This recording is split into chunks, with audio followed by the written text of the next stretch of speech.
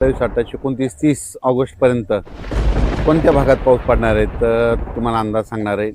तर राज्यातल्या शेतकऱ्याला सांगू इच्छितो की राज्यामध्ये 26, 27, 28, 29, 30 दरम्यान नागपूर जिल्हा, भंडारा, गोंदिया, चंद्रपूर, यवतमाळ, अकोला जिल्हा, वाशिम जिल्हा, हिंगोली जिल्हा, परभणी, नांदेड, त्याच्यानंतर इकडं बुलढाणा जिल्हा, जालना जिल्हा आणि बीडचा काही भाग आणि इकडं लातूर, धाराशिवपर्यंत ह्या भागामध्ये काय होणार आहे, पाऊस 30 तारखेपर्यंत दररोज वेगवेगळ्या भागात विखुरलेल्या स्वरूपाचा पडणार आहे म्हणून हा अंदाज लक्षात यायचा.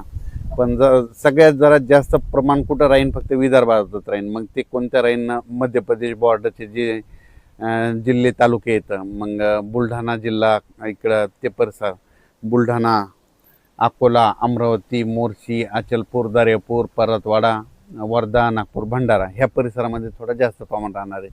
पण त्याच्यानंतर इकडं परभणी जिल्ह्यात विखुरलेल्या स्वरूपाचा अर्ध्या तासाच्या, 10 मिनिटाच्या, 20 मिनिटाच्या ह्या 4 दिवसामध्ये वेगवेगळ्या भागात सरी पडतील. खूप काही मोठा पाऊस पडणार नाही म्हणून हा अंदाज सर्व शेतकऱ्यांनी परभणी जिल्ह्यात लक्षात यायचा. बीड जिल्हा, लातूर जिल्हा, धाराशिव जिल्हा तिकडं देखील खूप काही मोठा राहणार नाही. आता सरीच येतील, अर्ध्या तासाच्या, 10 मिनिटाच्या राहतील म्हणून हे अंदाज लक्षात यायचा. संभाजीनगर जिल्ह्यामध्ये इकडं याच्याकडं फुलंब्री, कन्नड ते सोयगावपर्यंत त्या परिसरामध्ये तुरळक भागात पाऊस असणार आहे म्हणून अंदाज लक्षात यायचा. त्याच्यानंतर ह्या 4 दिवसामध्ये इकडं चाळीसगाव, धुळे, नंदुरबार तिकडं देखील थोड्या सरी येतील म्हणून लक्षात यायचं. आणि इगतपुरीकडं पाऊस पडत असल्यामुळे नाशिककडं सरी येत राहतील. कोकणपट्टी, घाटमाथ्यावरचा पाऊस ते जोराचा चालू राहील. कोल्हापूरकडं देखील सरी राहतील. सांगली जिल्ह्यात देखील आपल्या सरी येत राहतील. सोलापूर जिल्ह्यात देखील सरीत राहतील. मोठा काही पाऊस नसणार आहे. पुणे जिल्ह्यात देखील फक्त सरीच येतील, खूप काही मोठा पाऊस नसणार आहे म्हणून हा अंदाज लक्षात घ्यायचा.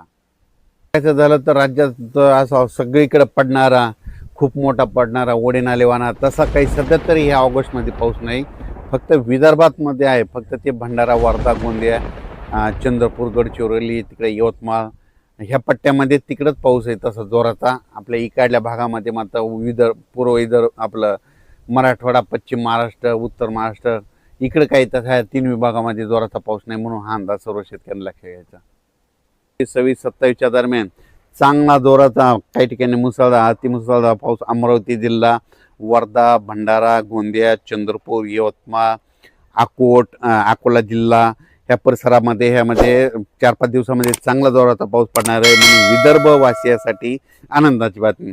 पश्चिम विदर्भामध्ये बुलढाणा जिल्ह्यात देखील चांगला पाऊस असणार आहे म्हणून त्यांनी देखील अंदाज लक्षात घ्यायचा. हिंगोली, वाशिमकडे पाऊस पडणार आहे.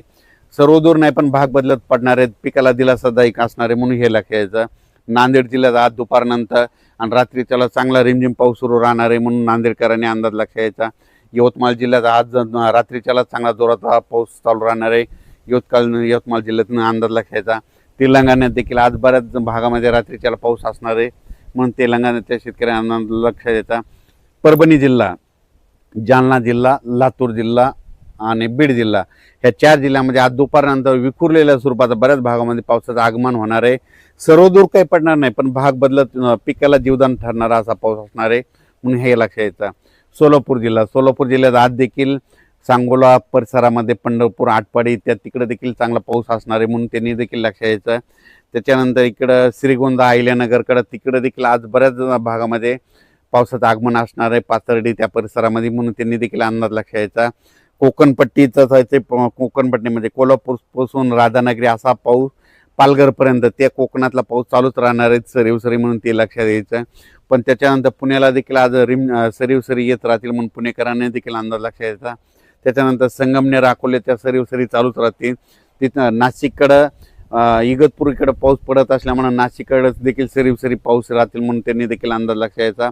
धुळे, जळगाव, नंदुरबार तिकडं मात्र 26, 27, 28च्या दरम्यान तिकडे देखील चांगला पाऊस येईल म्हणून त्यांनी देखील अंदाज लक्षात यायचा. सर्वदूर पडणार नाही पण विखुरलेल्या स्वरूपाचा असणार आहे.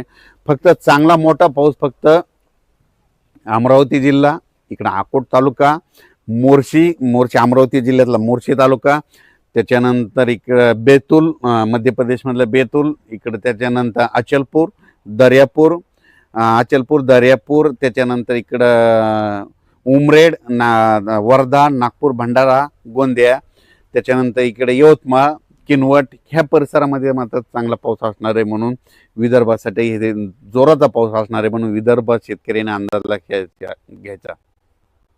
संभाजीनगर जिल्ह्यामध्ये तुम्हाला सांगू इच्छितो इकडं सिल्लोड नेल्लोड त्याच्यानंतर इकडं सोयगाव चाळीसगाव त्या परिसरामध्ये देखील ना आज बऱ्याच भागात पाऊस सुरू होईल आणि संभाजीनगरकडे देखील विखुरलेल्या स्वरूपाचाच पाऊस आहे, सुरदूर काही पडणार नाही म्हणून त्यांनी देखील अंदाज